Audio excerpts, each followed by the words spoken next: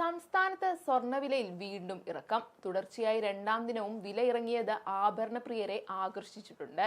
പവന് 80 രൂപ കുറഞ്ഞത് 52,960 രൂപയിലും ഗ്രാമിന് 10 രൂപ താഴ്ന്ന് 6,620 രൂപയിലുമാണ് വ്യാപാരം പുരോഗമിക്കുന്നത്. 2 ദിവസം കൊണ്ട് പവന് 240 രൂപയാണ് കുറഞ്ഞത്. 53,200-ലാണ് സ്വർണം ഈ മാസം വ്യാപാരം തുടങ്ങിയത്. തുടർന്ന് 7-ന് സ്വർണ്ണവില മാസത്തെ ഉയർന്ന നിലവാരമായ 54,080 രേഖപ്പെടുത്തി. 8 മുതൽ 10 വരെയുള്ള ദിവസങ്ങളിൽ വില 52,560-ലേക്ക് കൂപ്പുകുത്തി. മാസത്തെ ഏറ്റവും താഴ്ന്ന നിരക്കായിരുന്നു ഇത്.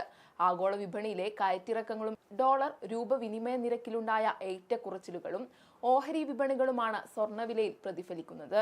അതേസമയം ആഗോള വിപണിയിൽ ഇന്ന് സ്വർണ്ണ നേട്ടത്തിന്റെ പാതയിലാണ്. ഓഹരി വിപണികളും മികച്ച നിലയിലാണ്. രാജ്യാന്തര വിപണിയിൽ സ്വർണം ഔൺസിന് 2,323.51 ഡോളറാണ് നിലവാരം. കഴിഞ്ഞ 30 ദിവസത്തിനിടെ ആഗോള സ്വർണ്ണവിലയിൽ 4.34% കുറവാണ് രേഖപ്പെടുത്തിയത്. ആഗോള വിലമാറ്റങ്ങൾ ഡോളറിൽ ആയതിനാൽ തന്നെ നേരിയ ചലനങ്ങൾ പോലും പ്രാദേശിക വിപണികളിൽ വലിയ മാറ്റങ്ങൾക്ക് വഴിവെക്കും. ഡോളർ രൂപവിനിമയ നിരക്കും ഇവിടെ പ്രധാനമാണ്. ആഗോള വിപണികൾ വരും ദിവസങ്ങളിൽ പ്രാദേശിക സ്വർണ്ണവില ഉയർന്നേക്കുമെന്ന സൂചനയാണ് നൽകുന്നത്. US ഫെഡ് നിരക്കുകൾ മുകളിൽ തുടരുന്നത് ഡോളറിനെ കരുത്തനാക്കി നിർത്തുന്നു.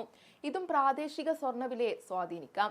നിലവിലെ വിലക്കുറവ് അതിനാൽ തന്നെ ആഭരണപ്രിയർക്കും നിക്ഷേപകർക്കും അവസരമാക്കി മാറ്റാവുന്നതാണെന്ന ആഭരണപ്രിയർ ബുക്കിംഗുകൾ പരിഗണിക്കുന്നതാണ് നല്ലത്. ഇത് വില കുതിച്ചാൽ ബുക്കിംഗ് നിരക്കിലും വില കുറഞ്ഞാൽ വിപണി നിരക്കിലും സ്വർണത്തിലേക്ക് ആക്സസ് നൽകും. അതേസമയം വിലവർധന മുന്നിൽ കാണുന്നതിനാൽ നിക്ഷേപകർ ഇപ്പോൾ പ്രതികരിക്കേണ്ടതുണ്ട്. പക്ഷേ നിലവിലെ ഏതൊരു വാങ്ങലും ആവറേജിങ്ങിനുള്ള തുക കയ്യിൽ കരുതി വേണമെന്ന് വിദഗ്ധർ പറയുന്നു. സ്വർണത്തിന്റെ ദീർഘകാല ഭാവി സുരക്ഷിതമാണെന്ന് അവർ ആവർത്തിക്കുന്നു. അതേസമയം ഹ്രസ്വകാല നിക്ഷേപകർ ജാഗ്രതയോടെ നീങ്ങണമെന്നാണ് നിർദ്ദേശം. സംസ്ഥാനത്ത് നിലവിൽ വെള്ളിവിലയിൽ മാറ്റമില്ല. സ്വർണ്ണവില കുറഞ്ഞ സാഹചര്യത്തിൽ വരും മണിക്കൂറുകളിൽ വെള്ളിവിലയും കുറഞ്ഞേക്കാം. നിലവിൽ വെള്ളി ഗ്രാമിന് 95,050 രൂപയാണ്.